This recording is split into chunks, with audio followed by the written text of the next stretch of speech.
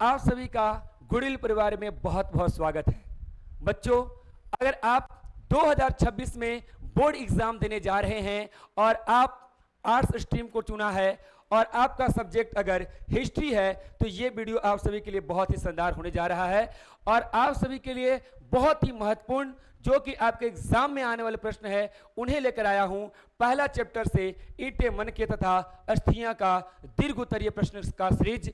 और आइए हम सभी उन महत्वपूर्ण प्रश्नों को करते हैं बिना देरी किए हुए, और ये प्रश्न आपको बहुत फायदेमंद होंगे आपके बोर्ड एग्जाम में। आइए हम सभी पहले प्रश्न की ओर चलते हैं और हमारा पहला प्रश्न है कि हड़प्पा सभ्यता की नगर योजना की विशेषताओं का वर्णन कीजिए, है ना। तो आप सभी कहीं ना कहीं जो है इस चैप्टर को अवश्य पढ़े होंगे, हड़प्पा सभ्यता को पढ़े होंगे, है ना, सिंधु घाटी की सभ्यता को पढ़े होंगे। तो ये जो सिंधु घाटी की सभ्यता है, हड़प्पा सभ्यता है, उसकी जो है विशेषताओं की बात कर रहा है ना, कि उसकी जो है विशेषताओं का क्या करे, वर्णन करें। तो बिल्कुल जो है हमने जो आंसर तैयार किया है, आप बोर्ड एग्जाम में अगर ऐसा लिख देते हैं साथियों तो आपको बहुत अच्छे अंक मिलेंगे। आइए उत्तर को हम लोग देखते हैं। उत्तर में कह रहा है कि हड़प्पा सभ्यता अपनी उत्कृष्ट नगर योजना, है ना, तो नगर योजना के लिए क्या करती है, जानी जाती है। क्योंकि साथियों आज से लगभग, है ना, 5000 साल पहले सोचिए क्या शहर था। ये आश्चर्य की बात है साथियों, वो हड़प्पा शहर, वो हड़प्पा नगर, वो सिंधु नदी के किनारे बना हुआ शहर अपने आप में अद्भुत और बिल्कुल नगरीय व्यवस्था में जैसा आज हम सभी रह रहे हैं वो था, है ना। तो वो नगर नियोजन के लिए जाना जाता है। अब बात करें इसकी प्रमुख विशेषताएं क्या है, तो भाई शहर है तो सबसे पहले क्या होगा, शहर है तो सबसे पहले होगा कि यहां पर क्या होंगे, रोड होंगे, है ना। यहां पर राजमार्ग हैं, क्या होंगे, राजमार्ग। यानी आप देखते होंगे बड़े बड़े शहर में तो आप देखते होंगे कि एक रोड इस तरफ से आ रहा है, दूसरा रोड इस तरफ से आ रहा है, ये गोलंबर है, दूसरा रोड इस तरफ से आ रहा है, अगला रोड इस तरफ से आ रहा है, अगला रोड इस तरफ से आ रहा है। तो साथियों ये जो दो रोड मिल रहा है तो आप देख पा रहे हैं कि 90 डिग्री का यहाँ पे कोण बन रहा है। कितने डिग्री का कोण बन रहा है, 90 डिग्री का कोण बन रहा है। तो यहां पर एक रास्ता दूसरे रास्ते को कितने डिग्री पे काटता था, 90 डिग्री पर, यानी समकोण पर काट रहा है। अब सोचिए ऐसा ही बात करें तो ढेर सारा रोड जो है क्या होगा, बना हुआ होगा। तो बात करें जो एक दूसरे को समकोण पे काटेगा तो ये कैसा बन जा रहा है, ग्रिड की तरह बन रहा है, जाल की तरह बन रहा है, चेस जो खेलते हैं उसकी तरह बन रहा है। तो सबसे पहली विशेषता आपका क्या हो जाएगा, ग्रिड पत्ती हो जाएगा। ये ग्रिड पत्ती, है ना, यही जो जाल नुमा को ही ग्रिड पत्ती बोलते हैं या चेस बोर्ड पत्ती के भी नाम से जानते हैं। तो यही बोल रहा है कि नगरों का एक निश्चित ग्रिड पैटर्न में व्यवस्थित किया गया था जिसमें सड़कें एक दूसरे को समकोण यानी कितना डिग्री, 90 डिग्री पर काटती थी। इससे पूरे नगर का आयताकार खंडों में विभाजित था। देखिए ये एक आयताकार बन गया है ना, ये आयत बन गया कि नहीं बन गया है, आयताकार बन गया था। साथियों और बात करें तो यहाँ का जो सबसे जो है अच्छी बात थी वो थी यहाँ की नाली व्यवस्था। आज भी आप देखिए बड़े बड़े सिटी, बड़े बड़े नहर, दिल्ली जैसा बड़ा सिटी हमारे भारत की राजधानी है, वहां पर भी बारिश हो जाएगी तो क्या होता है, हमारी नलियों के पानी बड़े नाले में जाएगी और नाला भर जाता है और फिर रोड के ऊपर पानी आ जाता है और पूरा का पूरा शहर डूब जाता है। पटना महानगर में भी आप देखते होंगे वैसा ही होता है। साथियों आज का जो बना हुआ आधुनिक मॉडर्न व्यवस्था में बना हुआ नालियों की व्यवस्था ऐसा है कि शहर में बारिश का पानी का जमाव हो जाता है। लेकिन हड़प्पा सभ्यता में उतनी पुराने समय में लोगों ने जो है इतनी अच्छी सुनियोजित जल निकास प्रणाली बनाया था। जल निकास मतलब हमारे घर से जो पानी निकलता है नालियों के माध्यम से बड़े नाले में जाता है और वो बड़े नाले का पानी शहर से दूर चला जाता है। तो इतनी व्यवस्था किस समय थी, इतनी अच्छी व्यवस्था साथियों हड़प्पा सभ्यता के समय में था। तो बात करते हैं, इसको भी पढ़ लेते हैं। तो यहां पर हमारा है सुनियोजित जल निकास, निकास का मतलब निकलना होता है ना। तो हड़प्पा सभ्यता ढकी हुई नालियां थी और एक विस्तृत और सुनियोजित मतलब बहुत अच्छी, है ना, प्रणाली की व्यवस्था था। तो बात करें यहां की जो नालियां थी वो क्या थी, ढकी हुई थी। नालियां खुले नहीं थे। आज भी हमारे शहर में देखेंगे तो बहुत सारी नालियां क्या होती है, खुले होते हैं, है ना। और कभी कभी तो ढक्कन भी खुले खुले होते हैं। आप देखिएगा तो वहां पर होल खुला हुआ है, पानी भरा हुआ है, आपको जनाब पता नहीं चला और आप मेन होल में चले गए। इसलिए बरसात का मौसम में ध्यान से चलिएगा, कहीं आप नाले में ना चल जाए, क्योंकि रोड का तो पता चलता ही नहीं। साथियों, बात करें तो यहां पर जो है घरों की जो नालियां थी, है ना, सड़कों के बड़ी नालियों से जुड़ती थी, जो नगर के बाहर तक पानी को क्या करते थे, ले जाते थे।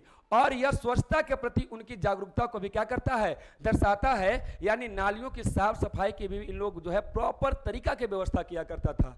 सोचिए हड़प्पा सभ्यता को क्यों पढ़ रहे हैं, आखिर हमसे इतने डेवलप्ड हमारी तरह की व्यवस्था इतने साल पहले थी, है ना। और आज भी इस पर क्या चल रहा है, रिसर्च चल रहा है। आज भी इस पर जो है साथियों रिसर्च चल रहा है। तो ये रिसर्च का विषय है, क्योंकि आज भी हड़प्पा सभ्यता की लिपि को हम लोग नहीं पढ़ पाए हैं, नहीं समझ पाए हैं। तो आगे बढ़ चलते हैं इसकी अगली विशेषता की तरफ। और अगली विशेषता जो है हमारा विशाल सार्वजनिक संरचनाएं। साथियों, आपको बता दें कि जैसे बहुत सारे जो हैं कभी कभी लोग एक जगह पर इकट्ठे होते हैं और धार्मिक आयोजन होता है तो हम लोग स्नान करते हैं। छठ पर्व आप जानते हैं ना, छठ पर्व का पर्व होता है तो देखते हैं सभी लोग एक साथ घाट पे जुटते हैं और जुट करके क्या करते हैं, स्नान वगैरह करते हैं, नदियों में स्नान करते हैं। तो सामूहिक स्नान होता है। सोचिए साथियों, उस समय भी घाटों पर स्नान करने के लिए या सामूहिक स्नान करने के लिए, है ना, स्नानागार बनाए गए। यानी जहां पर नदियों का पानी उस जो है तालाब जैसा जो कंस्ट्रक्शन में आ जाए। आज भी आप जाएंगे औरंगाबाद में, आपको सूर्य कुंड मिलेगा, छठ पूजा में तालाब, तो वहां तालाब की प्रॉपर सफाई, एक तरफ से पानी आ रहा है और दूसरे तरफ से साथियों पानी जो है वो क्या कर रहा है, निकल रहा है, निकलने की व्यवस्था। और सीढ़ियों को बनाया गया था ताकि उतरकर स्नान किया जा सके, और बगल में कमरे बनाए गए थे ताकि उसमें कपड़े को बदला जा सके। तो सोचिए कितने उन्होंने व्यवस्था किया था, कितनी उनकी सोच डेवलप थी। तो बात करें उनकी जो है विशाल, और बात करें अन्न जो अनाज होता था उसकी जो है अधिकता होने पर या खर्च भविष्य में करने के लिए उन लोग अन्नागार बनाए, है ना। जब खुदाई हुई थी हड़प्पा सभ्यता का तो ये अन्नागार मिला, मतलब अनाज रखने वाले जो गोदाम टाइप में होते हैं ना, उस तरह से जो होते हैं बर्तन टाइप में, है ना, जो कोठी कहते हैं, गांव में आपने देखा होगा, गांव घर में कोठी उठी होता है, उसकी बात कर रहे हैं हम। तो ये आपका अन्नागार थे, स्नानागार थे। तो बात करें यही विशाल सार्वजनिक संरचनाएं, तो मोहनजोदड़ो एक विशाल स्नानागार, है ना। तो आप जो है मोहनजोदड़ो के नाम सुने होंगे कि वो एक बहुत अच्छा जो है, बात करें तो एक नगर था, है ना, मोहनजोदड़ो जगह का नाम। तो मोहनजोदड़ो में क्या मिला है, विशाल स्नानागार और अन्नागार जैसी सार्वजनिक संरचनाएं मिली है। सार्वजनिक मतलब जहां पे सभी लोग उसका उपयोग कर सकते हैं। तो ये विशाल स्नानागार का उपयोग संभवतः किसके लिए किया जाता था, धार्मिक अनुष्ठान के लिए किया जाता। जिस बात को हमने आपको समझा दिया कि धार्मिक अनुष्ठान जैसे छठ पर्व की बात किया हमने, है ना, तो उसके लिए किया जाता था। जबकि बात करें अन्नागार, अनाज के भंडारण के लिए महत्वपूर्ण था। आपकी एक एक लाइन को बहुत अच्छे ढंग से विस्तृत ढंग से समझा रहे हैं। अगर आप वीडियो को पूरा देखते हो तो निश्चित समझिए कि इस चैप्टर से जो भी प्रश्न आने वाले हैं आपसे बिल्कुल नहीं छूटेंगे साथियों, है ना।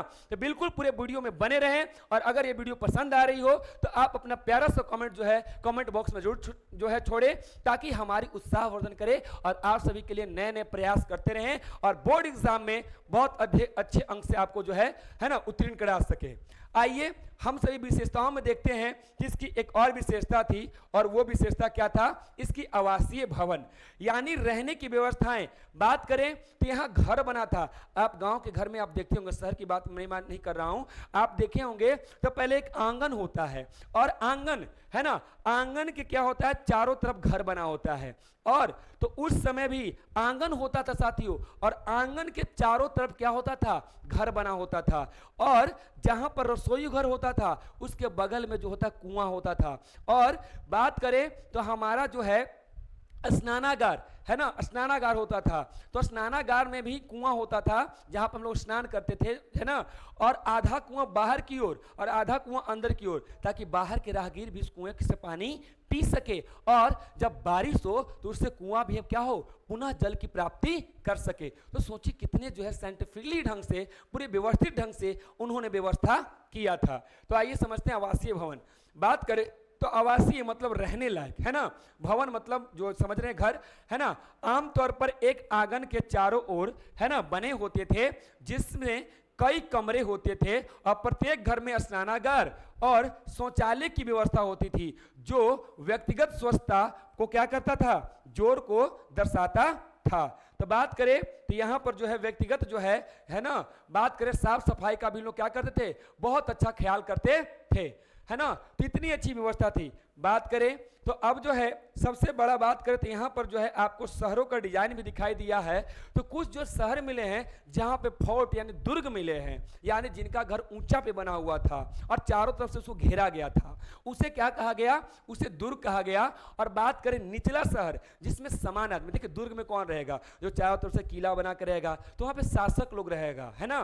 तो आदमी अनुमान लगाया है, चूंकि अभी तक हड़प्पा सभ्यता का, सिंधु घाटी सभ्यता का कोई भी जो है लिपि को हम लोग पढ़ नहीं पाए हैं कि उन्होंने क्या लिखा है। जिस दिन हम लोग पढ़ लेंगे उसका सही सही मतलब निकाल लेंगे। तो वहां का देखें कि भाई किला बनाया है, चारों तरफ से घेरा है, ऊंचा पर है, तो हम लोग माने कि यहाँ पे शासक वर्ग रह रहा होगा। और नीचे जो बना हुआ है ना, नीचे चबूतरा पे बना हुआ था, तो ये हम लोग मानते हैं कि ऐसा में यहाँ पे सामान्य लोग रह रहे होंगे।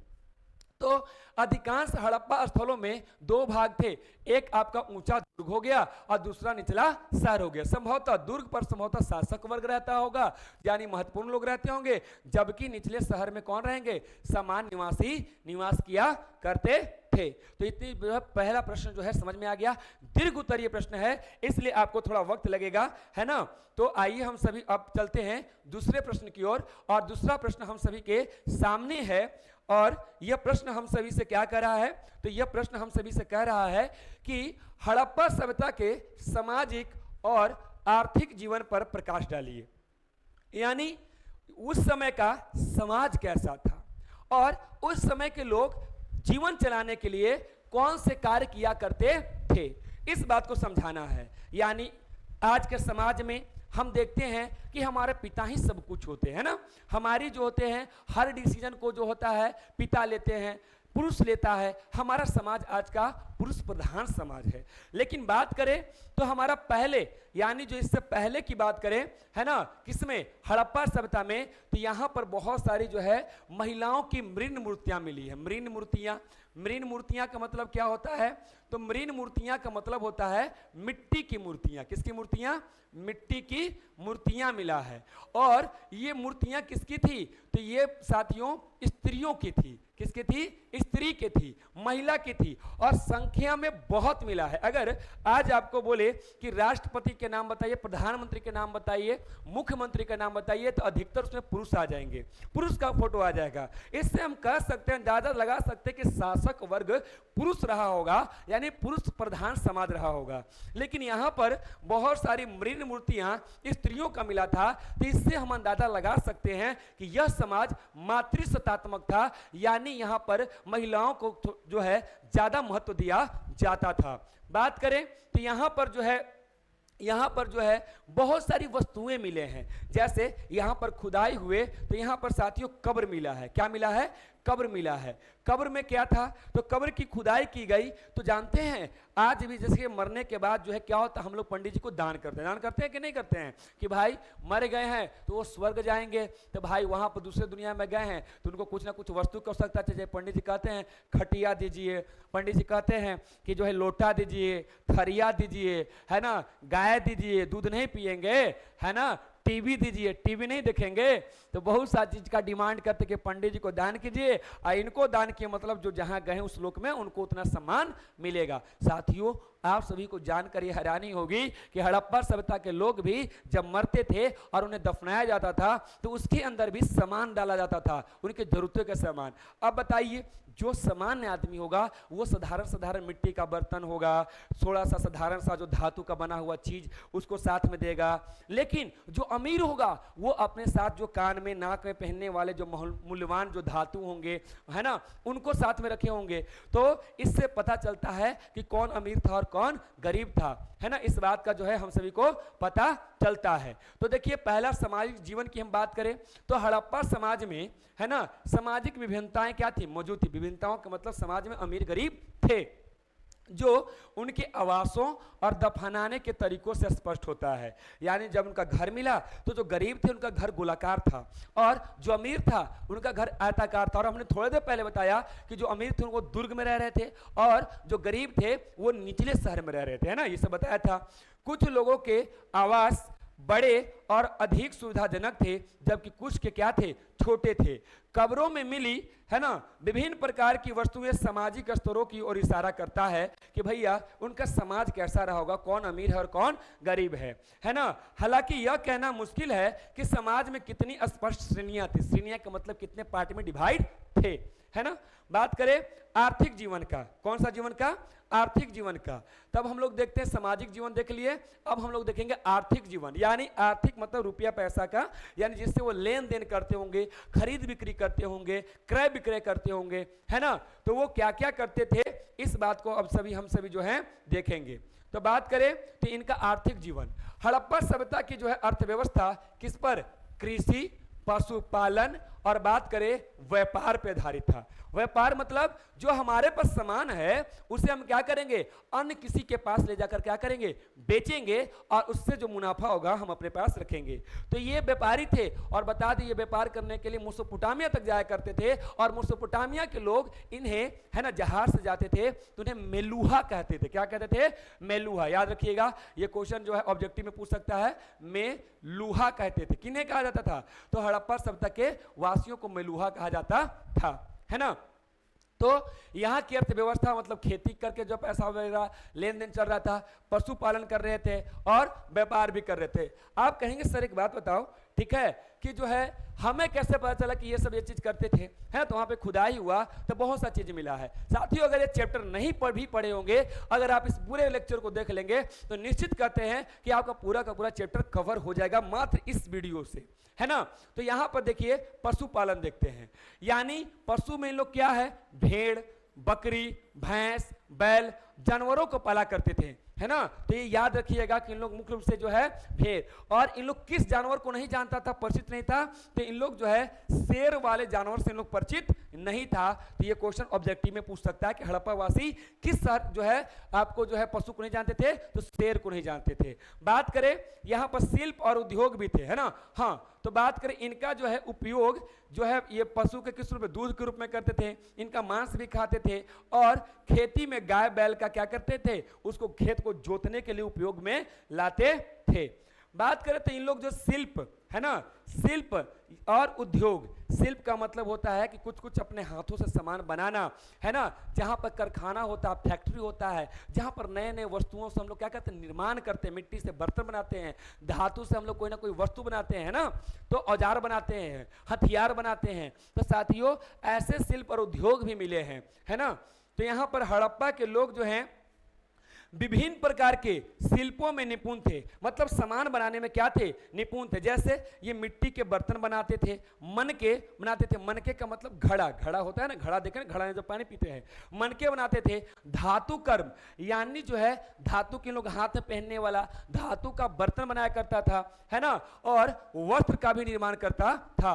बात करें तो रेशम, है ना, इन्होंने सबसे पहले जो है बात करें तो जो है सूती वस्त्र जो है इन्होंने इसका ये किया था, है ना। और व्यापार की बात करें तो व्यापार में क्या थे, तो आपको थोड़ा देर पहले हमने बताया था व्यापार के बारे में। तो व्यापार में जो है साथियों इन लोग जो हैं, है ना बच्चों, बात करें व्यापार में तो व्यापार जो है हड़प्पा सभ्यता के मेसोपोटामिया और अन्य क्षेत्रों के साथ भी जो है व्यापारिक संबंध इनका था, है ना। तो इन लोग जो है अन्य क्षेत्र में भी जो है व्यापार क्या करते थे, अफगानिस्तान से भी कुछ सामान मंगाते थे और यहाँ से भी सामान वहाँ भेजा करते थे। तो व्यापार संबंध उनसे था। और साक्ष्य, पुरातात्विक साक्ष्य, यानी जो पुराने जो सामान मिले हैं उसके एविडेंस मिले, साक्ष्य मिले हैं, है ना। तो वहाँ का मेसोपोटामिया मुहर मिला है ना। जैसे कि आप देखते होंगे कि कोई सामान लेते होंगे तो उसमें सील मारा होता है, या लिफाफा या कोई जो है आपका इन्वेलप होता है, ताकि उसको कोई खोले नहीं। अगर सील टूट गया है मतलब समझ जाएंगे कि भाई ओपन सामान है, हम नहीं लेंगे। वैसे ही इन लोग व्यापार करने के लिए सामान को पैक कर देता था और उस पर मुहर मार देता था, ताकि जो है पता चले कि ये कहां से आ रहा है। तो हड़प्पा से व्यापार जो है इन लोग मेसोपोटामिया से करता था, तो उसका मोहर जो है यहां पर मिला है, इससे पता चलता है कि उन लोग जो है मेसोपोटामिया से जो लोग व्यापार किया करता होगा। है ना। तो हड़प्पा से जो है जो वस्तुएं मिली है ये जल मार्ग और ये थल मार्ग, थल का मतलब जमीन के रास्ते से भी करते थे और जल का मतलब समुद्री जहाज के माध्यम से भी किया करते थे, है ना। तो इस तरह से जो है आपको इस प्रश्न का जो है आप सभी का उत्तर जो है पूरा हुआ। ये दो दीर्घ उत्तरीय प्रश्न का उत्तर हमने जो है कराया। आइए अब हम चलते हैं तीसरे प्रश्न की ओर और हमारा तीसरा प्रश्न क्या कह रहा है आप सभी ध्यान से देखेंगे, पढ़ेंगे और वीडियो में अंत तक बने रहेंगे। और हमारा तीसरा प्रश्न कह रहा है कि हड़प्पा सभ्यता के पतन के विभिन्न कारणों का चर्चा कीजिए। छूट गया है ए कीजिए, है ना। विभिन्न जो है पतन, पतन का मतलब है कि सर अब जो इतना बता रहे कि इतना अच्छा सभ्यता था, इतना बेहतरीन सभ्यता था, तो सर ये समाप्त कैसे हो गया, है ना, आज ये नहीं कैसे है। तो साथियों आप कभी मन में आता भी होगा कि सर सबको पढ़ना ही क्यों है, आज हमारा भी जो है नगरीय सभ्यता है, लेकिन सोच लो उस समय का इतना डेवलप सभ्यता समाप्त हो गया, किस कारण से समाप्त हुआ होगा। अगर उस कारण को आज जान लेंगे हम तो हमारी भी नगरीय में उसी तरह का व्यवस्था करेंगे ताकि हमारी सभ्यता हमारी संस्कृति समाप्त नहीं हो। इसलिए इसको हम पढ़ रहे हैं और इस पे आज भी रिसर्च जारी है ना।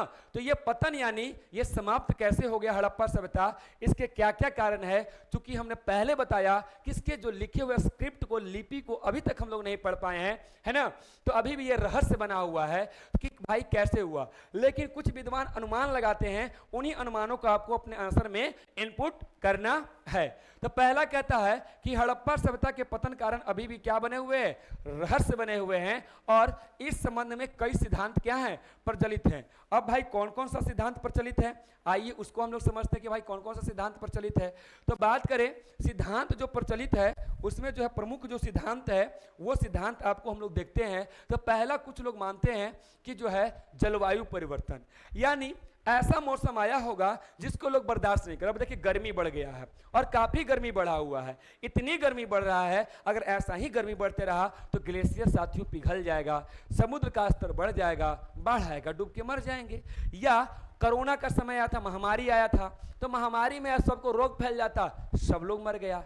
या नदियों में बाढ़ आ गया, है ना, सिंधु जो गंगा नदी हम लोग की तरफ बढ़ रही है, अगर ऐसे ना बहकर जो है पूरब की तरफ ना बहकर जो है हमारा भाई इधर की तरफ बह जाए, दक्षिण की तरफ बह जाए, तो हम लोग डूब के मर जाएंगे, है ना।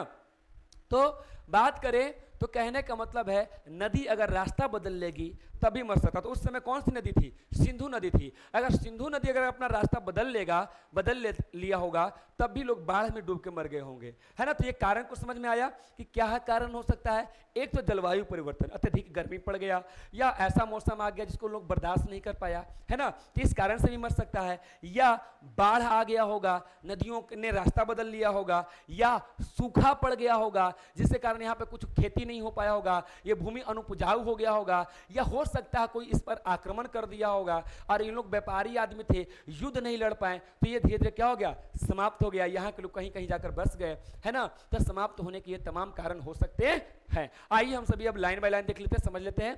तो पहला कह रहा है जलवायु परिवर्तन, यानी कुछ इतिहासकारों का मानना है कि जलवायु में परिवर्तन जैसे सूखा पड़ गया होगा, नदियां सूख गई होगी, कृषि और जल आपूर्ति का प्रभावित किया होगा। अब भैया खेती नहीं होगा, पानी नहीं होगा, तब आदमी खाएगा क्या और पानी पिएगा क्या, जल ही जीवन है। खाने पीने की व्यवस्था नहीं रहेगा तो हम कहाँ रहेंगे राजस्थान में रहेंगे, नहीं रहते लोग। राजस्थान में तो कौन, जहाँ पे जो है राजस्थानी इलाका, वहाँ पे बहुत जनसंख्या कम मिलेगा, है ना, जिससे इस सभ्यता का पतन होगा। तो पहला कारण क्या बताएंगे, जलवायु परिवर्तन। दूसरा परिवर्तन आपका क्या हो सकता है, नदी के मार्ग में परिवर्तन।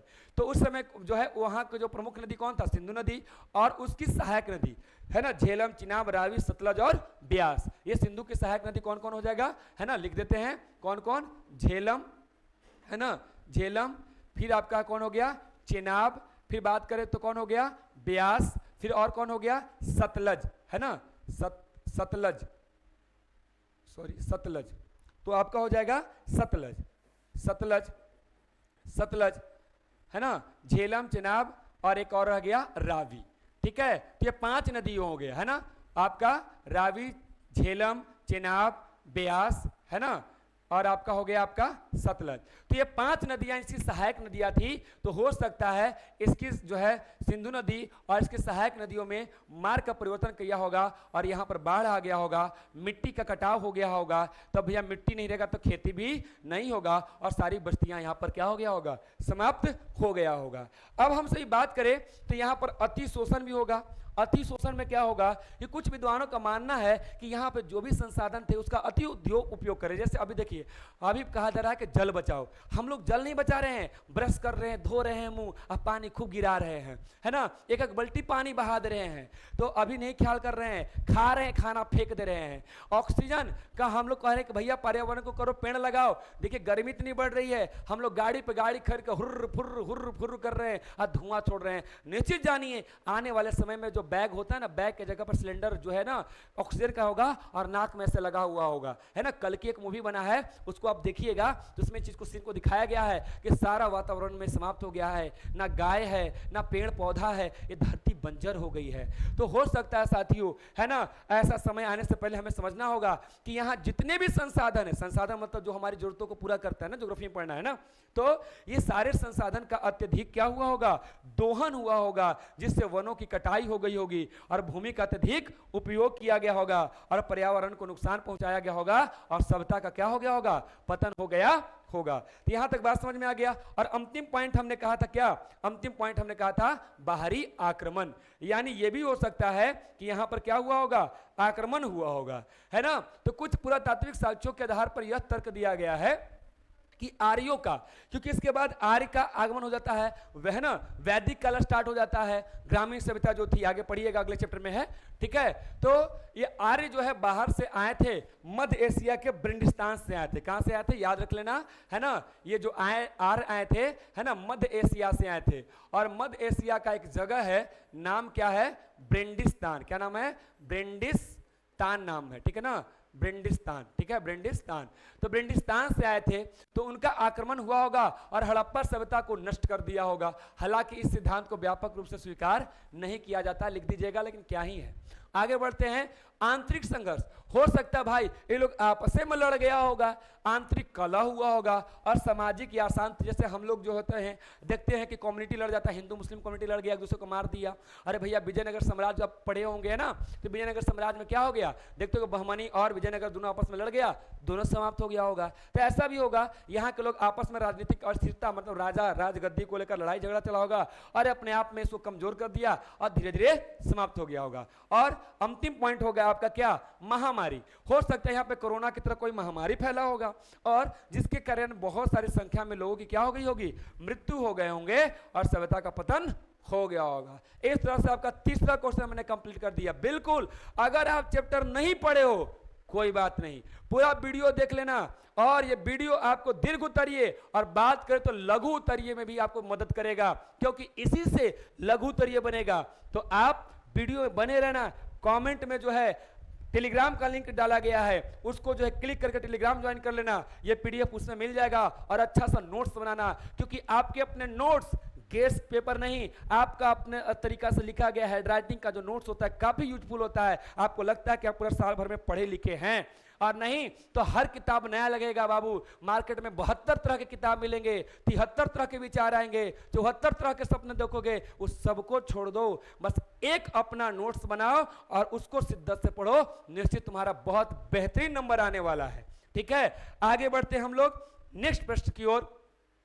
और हमारा जो है बात करें, है ना, तो यहाँ पे बात बता दिया कि यह ध्यान रखना हो कि महत्वपूर्ण है कि हड़प्पा सभ्यता के पतन का कोई एक निश्चित कारण नहीं ज्ञात है और संभवतः कई कारकों को संयोजन ने इसके अंत में योगदान दिया होगा। इस लास्ट में जो है कंक्लूजन लाइन जरूर लिख देना, ठीक है।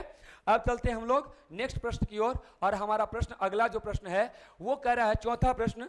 हम लोग टोटल जो है इस वीडियो में 5 प्रश्न को देखेंगे और ये हमारे सामने चौथा प्रश्न है। चौथा प्रश्न क्या कह रहा है, ध्यान से पढ़ेंगे। हड़प्पा सभ्यता के पुरातत्व पुरातात्विक साक्ष्यों का वर्णन करे, यानी जो पुराना सामान मिला है, वो जो साक्ष्य मिला है, इसको एक्सप्लेन कीजिए, है ना, क्या क्या मिला है जो उस समय के धार्मिक मान्यताओं और प्रथाओं पर प्रकाश डालते हैं। मतलब उन लोग पूजा पाठ करता था कि नहीं करता था, उन लोग किस भगवान की पूजा करता था, किसको मानता था, है ना, तो उस समय का क्या कल्चर रहा होगा, क्या रीति रिवाज रहा होगा, है ना, ये प्रश्न आपको पूछ रहा है। आपको इस बात का बिल्कुल ध्यान रखना है कि प्रश्न क्या पूछ रहा है, और प्रश्न को रटो मत, समझो। अगर समझ लोगे तो तुम्हारा आंसर अपने आप तुम्हारे अंदर से आता है और तुम बेहतरीन आंसर बनाते हो, है ना। तो यहां पर देखो, हड़प्पा सभ्यता के पुरातात्विक साक्ष्य, एविडेंस भी बताना है, और यह बताना, उसको रिलेट करना आंसर में कि उसकी धार्मिक मान्यता क्या था, उसकी प्रथा क्या था। तो देखो, पहला उत्तर की बात करें तो यहां पर जो है बात करें तो यहां पर जब खुदाई हुआ था तो यहां पर जो है एक जो मूर्ति मिला है देवी माँ का, है ना, मातृ देवी का, और उसके जो है पेट से जो है अनाज, यानी जो है ऐसा जो है अनाज पौधा निकल रहा है। तो ऐसा समझता है कि ये शायद संभवतः धरती माता के होगा, है ना, जो उर्वरता की देवी है ना, जन्म देने वाली। तो बात करें तो यहाँ पर मातृ देवी का एक मिला है, और दूसरा बात करें तो यहाँ पर जो है एक पशुपति, यानी जो है एक व्यक्ति है जो बीच में योग मुद्रा में बैठे हुए हैं, है ना, और उसका जो है चारों तरफ जो है कुछ जानवर जो है, गेंडा है ना, अब जो है आपका एक सिंघा है, फिर उसके बाद बात करें तो इस तरह से गेंडा है, तो आसपास कुछ जानवर है, हाथी है ना, तो ये जानवर का बना हुआ है और योग मुद्रा में बैठा हुआ है। तो संभवतः हम लोग के विद्वान जो हैं, इतिहासकार हैं, वो रिलेट करते हैं आदि शिव, यानी शंकर भगवान से रिलेट करते हैं।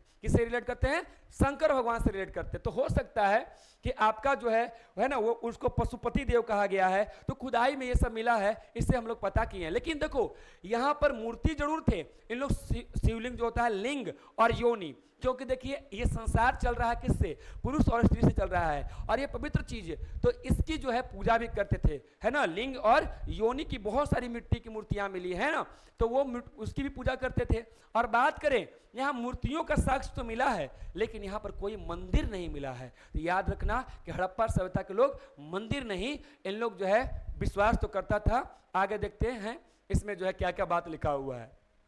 तो हड़प्पा सभ्यता से प्राप्त पुरातात्विक साक्ष्य उनकी धार्मिक मान्यताओं और प्रथाओं के बारे में कुछ संकेत देते हैं। हालांकि उनकी धार्मिक प्रथाओं को पूरी तरह से समझना क्या है, मुश्किल है, क्योंकि भाई कोई भी चीज लिखा हुआ हमें नहीं मिला है ना। तो अनुमान लगाए हैं। पहला अनुमान है मातृ देवी की मूर्तियां, बड़ी संख्या में नारी की मृण मूर्तियां मिली है। बताया ना पहले कि मातृ सतात्मक था, बहुत सारी मिला है, जिन्हें मातृ देवी या उर्वरता की देवी माना जाता है। और यह मातृ पूजा का प्रचलन का क्या है? संकेत है कि यहाँ महिलाओं का क्या होता होगा? पूजा हुआ करता होगा। तो आपको ये समझ में आया होगा। और यहाँ पर क्या होता था? तो यहाँ पर जैसे कि पशुपति का, यानी जो है शंकर भगवान का जैसे रिलेट हमने किया आपको, तो यहाँ पर जो है पशुपति मोहर भी मिले हैं।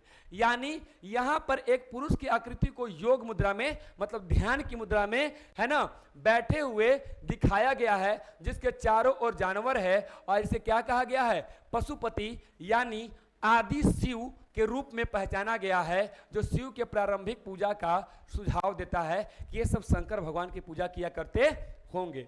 और अगला हमने आपको बताया क्या? लिंग और योनि का प्रतीक। भाई पत्थर के बने लिंग और योनि के आकार जो है वस्तुएं मिली हैं, जो कि प्रजनन और उर्वरता से जुड़ी हुई पूजा का प्रतीक बने। आज भी देखिए जो है बेटा बेटी के लिए, संतान के लिए आदमी कितना मंदिर मंदिर घूमता है, डॉक्टर के पास घूमता है, ताकि उसके संतान आ जाए, घर में क्या आ जाए? खुशी आ जाए। जिसकी भी लोग पूजा उस समय किया करते थे। और यहाँ पर क्या मिला है? यज्ञ वगैरह भी करते थे, तो यज्ञ की वेदियां मिला है, हवन बनता है ना, हवन कुंड, उसकी बात कर रहा है। तो यहाँ पर हड़प्पा सभ्यता में एक शहर है लोथल, और एक शहर की बात करें कालीबंगा है। तो इन स्थलों से अग्नि वेदियां मिली है ना, यानी यहाँ पर यज्ञ होता होगा या अग्नि जलाकर पूजा किया होता होगा। इसके भी प्रचलन के संकेत हमें क्या हुआ है? मिला है। बात करें तो यहाँ पर हमने इसकी पहले ही चर्चा किया था, क्या कि स्नानागार भी यहाँ पर मिला है ना। बात करें तो यहाँ पर स्नानागार जो हम बताते कि छठ पर्व में, तो मोहनजोदड़ो एक विशाल स्नानागार धार्मिक स्नान या अनुष्ठानों के लिए उपयोग में किया जाता होगा। और बात करें तो पशु पूजा इन लोग भी करता था। अब कुछ जो है जो है जानवरों का चित्र बना हुआ है मुहर पर। मैंने मुहर पर, भाई मुहर पर जो है आज भी पैसा के ऊपर देखते होंगे तो चित्र बना हुआ रहता है ना, अशोक स्तंभ का चित्र बना होता है, यानी काफी इंपॉर्टेंट है तभी तो बना हुआ है। तो वैसे ही उस समय मुहर पर उसका चित्र है, मतलब उसकी पूजा वगैरह करते होंगे। जैसे एक सिंह वाला जानवर जिसका हमने नाम लिया उसे यूनिकॉर्न कहते हैं, है ना, जो पशु पूजा को महत्व को क्या करता है, दर्शाता है। ये लोग वृक्ष की पूजा करता था बच्चों। तो वृक्ष पूजा में इन लोग जो कुछ जो है मुहरों पर वृक्ष का मुहर मिला है ना, मृण मूर्तियां मतलब मिट्टी की मूर्तियों में, जिसमें पीपल का पेड़ का छवि मतलब उसका फोटो दिखाया गया है ना, जो वृक्ष पूजा के प्रचलन का क्या करता है, सुझाव देता है। अब ये अंतिम में लिख देना है कंक्लूजन लाइन कि यह ध्यान रखना महत्वपूर्ण है कि हड़प्पा लिपि को अभी तक पढ़ा नहीं जा सका है, इसलिए उनकी धार्मिक मान्यताओं के बारे में हमारी समझ पुरातात्विक साक्ष्यों के आधार पर अनुमान तक ही क्या है, सीमित है। पूरा हम क्लियरली जो है अपनी बात को हम नहीं बता सकते कि लोग ऐसा करता होगा। ये कंक्लूजन लाइन अवश्य डाल दीजिएगा अपने आंसर में। अगर आप ऐसा आंसर लिख दोगे तो निश्चित जान लो कि जो है आपका जो है आंसर सुपर डुपर होगा और बहुत अच्छे मार्क्स आएंगे आप सभी का। आइए आज के वीडियो का अंतिम प्रश्न पर है और आप अंतिम तक रुके हो साथियों, आप निश्चित जान लो कि आप उस मास से निकले हुए खास व्यक्ति हो कि अंतिम तक रह गए हो। और आप सभी के लिए बहुत अच्छे अच्छे वीडियोस जो आपके बिल्कुल एग्जाम के लिए बहुत कारगर सिद्ध होगा मिलने वाला है। अंतिम प्रश्न हम सभी देखते हैं। अंतिम प्रश्न कर रहा है कि हड़प्पा सभ्यता के अध्ययन के प्रमुख स्रोतों का वर्णन कीजिए। यानी जो ये हड़प्पा सभ्यता था, सिंधु सभ्यता था, इसकी जो जानकारी मिली है उसके सोर्स क्या है, उसके स्रोत क्या है, उसके माध्यम क्या है जिससे जानकारी मिला। जैसे आपको है ना, आप मेरे बारे में कैसे जाने, भाई यूट्यूब के माध्यम से जाने, है ना, ये आपका स्रोत हो गया। तो वैसे ही उस समय की जो है ये कहानी किस माध्यम से जाना गया, तो आइए उसमें जो है हड़प्पा सभ्यता के अध्ययन के लिए कुछ जो है पुरातात्विक का मतलब सर वो पुराने सामान जिसके माध्यम से हम लोग लगा रहे हैं अनुमान, है ना। तो वो क्या क्या है, तो पहला भाई यहाँ पे खुदाई उदाई किया गया। तो भाई मान लो एक घटना आपको बताते हैं, क्या हुआ था, पाकिस्तान जो जगह चूंकि भारत का ही नहीं हिस्सा था, पहले अंग्रेज को गुलाम थे हम लोग, तो बात करें तो वहां पर क्या होता, रेल की पटरी बिछ रही थी, है ना, और रेल की पटरी बिछ रही थी बच्चों, तो वहां पर खुदाई हुआ तो ईंट मिला, और ईंट मिला तो बिल्कुल एकदम एक साइज का और पका हुआ ईंट मिला। तो वहां के ठेकेदार ने सोचा कि भाई इसको निकलवा लेते हैं और निकलवा के रेल का पटरी में बिछवा देंगे, पैसा बच जाएगा। ढेर सारा वहां से जो खुदाई उदाई कराया गया ईंटा को निकाला गया, ठीक है। और देखा है कि भाई पूरा का पूरा ढेर सारा घर जैसा बना हुआ है, और पता है आसपास के इलाके वाले जो है वो सारी ईंट को चुरा लिए। तो पता है हड़प्पा सभ्यता का बहुत सारा एविडेंस तो यूं ही चला गया, है ना। तो ये घटना जो है रोचक घटना हुई थी, है ना, कि यहाँ पर देखिएगा सरकारी कोई सामान गिरता है तो लोग उठा लेते हैं। तो वहां पर जो है हड़प्पा सभ्यता की ईंटों की क्या हो गई थी, चोरी हो गई थी। तो जब मान लीजिए हड़प्पा सभ्यता में दिखाई दिया गया, उसको जांचा गया, था कहा भाई इतना पुराना ईंट, पकी ईंट, यानी आज से इतना साल पहले का कार्बन डेटिंग पद्धति से जांच किया गया तो पता चले भाई तो बहुत पुराना है। ये इतना पुराना ईंट, उन लोग भी पका हुआ ईंट का उपयोग करता था। आस-पास और खुदाई किया गया। हड़प्पा जगह का नाम है, उसके बगल में आपको मोहनजोदड़ो में खुदाई किया गया। मोहनजोदड़ो जगह का नाम, जैसे कि आप जिस शहर में रहते होंगे, जिस गांव में रहते हो, उसका कुछ नाम होता है ना, तो बगल वाले गांव में खुदाई किया गया। भाई यहाँ भी है क्या, तो भारतीय जगह पर देखा लोथल, कालीबंगा, है ना, ये तमाम जगह का नाम है। और ये भी आपसे प्रश्न एक नंबर में पूछता है कि ये जगह किस राज्य में पड़ता है। तो यहाँ पर देखिए वहां से उत्खनन का मतलब होता है खुदाई करके जो अवशेष मिले हैं, यानी उसके जो सामान मिले उसकी बात कर रहा है। कहाँ कहाँ खुदाई हुआ, हड़प्पा में, मोहनजोदड़ो में, लोथल में, कालीबंगा में, धौलावीरा में, राखी गढ़ी में। ये जो जगह का नाम है जहां के विभिन्न स्थलों पर जो है क्या किए गए, उत्खनन किए गए। और यहां से क्या क्या मिला दोस्तों, यहां से बहुत सारे सामान मिले और उसी के आधार पर ये चैप्टर की जो है कहानी रची गई और उसी कहानियों को मान रहे हैं अनुमान के आधार पर। तो यहाँ पर आपको पत्थर मिला, ईंट मिला, औजार मिला, हथियार मिला, बर्तन मिला, आभूषण मिला, मूर्तियां मिला, मुहरे मिले। और इस सभ्यता के बारे में हमें क्या मिला, तो हमें महत्वपूर्ण जानकारी मिला, है ना। और यहां पर और क्या मिला, तो आपको हमने बताया था कि यहाँ के भैया इन लोग घर बड़ा अच्छा बनाता था, है ना। तो यहाँ की बात करें, इन लोग क्या करता था, घर बड़ा शानदार बनाता था। तो यहाँ की भवन और संरचनाएं बहुत शानदार थे, यानी यहाँ का नगर नियोजन, यानी यहाँ का घर बनाने का जो स्ट्रक्चर था बहुत ही सुपर डुपर हिट था।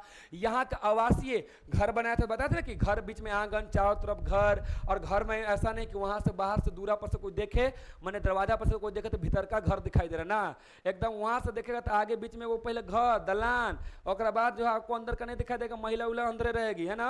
तो ये सब चीज, इतना कंस्ट्रक्शन इसका जबरदस्त था, ठीक है। बात करें तो सार्वजनिक स्नानागार, जहां पे कपड़े बदलने का भी व्यवस्था, अन्नागार, अन्न रखने का, जल निकास प्रणाली, है ना, जहां पे जल निकलने का बताया ना, नली वाला, तो संरचनाएं थी। और उस समय की वास्तुकला, इंजीनियरिंग, कौशल, सामाजिक संगठन पर क्या करता है, प्रकाश डालता है। यानी घर बनाने का जो डिजाइन है, किस कोण पे बनना चाहिए, किस व्यवस्थित बनना चाहिए, ये सारा चीज वहां पे देखने को मिलता है। बता ना, कुआं बनाया तो आधा बाहर आधा अंदर बनाया, बाहर वाला भी यूज करे, घर वाला भी यूज करे, बारिश के पानी से पुनः रिचार्ज हो जाए। तो कितना सोच समझ के बनाया, है ना, कितना इंजीनियरिंग वाला दिमाग लगाया, है ना। बात करें तो उस जमाने में, है ना, मंजिला बहुमंजिला घर बनाया, बिल्डिंग की तरह बनाया, अपार्टमेंट की तरह घर बनाया, रोड बनाया, सड़क बनाया, नलियों को ढक दिया। तो सोचो कितना एनर्जी टेक्निकल डेवलप होगा। और बात करें तो उस समय, बात करें तो जो है बहुत सारे जो ऑर्नामेंट्स पहनते हैं हाथ में, बहुत सारे जो है बर्तन जो आज हम लोग देखते हैं, तो सारा चीज, है ना, वहां पर दिखाता है। तो सोचो समाज कितना डेवलप था। और क्या, यहां पर जब खुदाई किया तो मुहर मिला, जिसकी चर्चा किए हैं, मुद्रांकन, यानी मुद्रा के ऊपर कुछ ना कुछ लिखा हुआ है ना। तो हड़प्पा सभ्यता के मुहरे, जिन पे विभिन्न प्रकार के क्या किया गया है, चित्र बनाया गया है, संभवतः कुछ लिपि अंकित है, मतलब लिपि का मतलब लिखा गया है, लेकिन उसकी भाषा आज भी हम लोग समझ नहीं पाए हैं। तो यहाँ का व्यापार, धर्म और प्रशासनिक व्यवस्था के बारे में क्या करता है, हमें क्या कर रहा है, जानकारी दे रहा है। और यहाँ पे हमने बताया था कि यहाँ की भाई मृण मूर्तियां भी मिली है। मृण मूर्तियां का मतलब क्या, मिट्टी की मूर्तियां मिली है। और मिट्टी की मूर्तियों में जो है मिट्टी की बनी हुई मूर्तियां मिला है। और विशेष रूप से बात करें तो क्या मिला है, मातृ देवी का, है ना, जिसमें जो है उर्वरता की देवी दिखाया गया है। जानवरों की मूर्ति मिला है ना, बैल घोड़ा बैलगाड़ी का मिला है। बात करें तो धार्मिक विश्वासों और सामाजिक जीवन को समझने के में भी हमारी क्या कर रही है, मदद कर रही है। ये पुरातात्विक स्रोत ही है जिसको हमको ये समझने में मदद कर रही है। यहाँ पे मनके मिल रहे हैं, मनके का मतलब घड़ा बताए, आभूषण मिल रहे हैं जो उसमें कान में, हाथ में, और बता दे उस समय के पुरुष भी नाक और कान में पहना करते थे, खाली स्त्रियां ही नहीं पहनती थी, उस समय पुरुष भी बड़े बड़े बाल, लहराते बाल रखा करते थे, है ना, और नाक और कान सब में पहना करते थे, पैर में भी पहना करते थे, है ना। तो विभिन्न प्रकार के पत्थरों का, धातुओं का, सीपुओं से बने मनके का आभूषण उस समय की कला, शिल्प कौशल और व्यापारिक संपर्कों को क्या करती है, दर्शाती है। कब्रिस्तान की भी हमने चर्चा कर लिया है कि हड़प्पा के स्थलों से प्राप्त जो कब्रिस्तान में दफनाए गए शव है ना, उसके साथ साथ रखी गई वस्तुएं हैं, है ना, मरने के बाद जो बताया ना पंडित जी को जो दान करते हैं ना, वो वाले बात है ना। सामाजिक विभिन्नताओं और अंत्येष्टि, यानी मरने के बाद जो क्रिया किया जाता है उसे क्या कहते हैं, अंत्येष्टि कहते हैं, है ना। उनकी प्रथाओं के बारे में भी हमको जानकारी क्या करती है, मिलती है। ये पूरा तात्विक स्रोत के आधार पे, है ना, जो खुदाई हुआ उसके आधार पर मिलती है। अब बात करें तो इन पुरातात्विक स्रोतों को सावधानी पूर्वक अध्ययन और विश्लेषण, मतलब से एक्सप्लेनेशन के माध्यम से ही हम हड़प्पा सभ्यता के बारे में जानकारी प्राप्त कर पाते हैं। तो आप सभी को यह क्लास कैसा लगा, आप सभी कमेंट में जरूर बताइएगा बच्चों।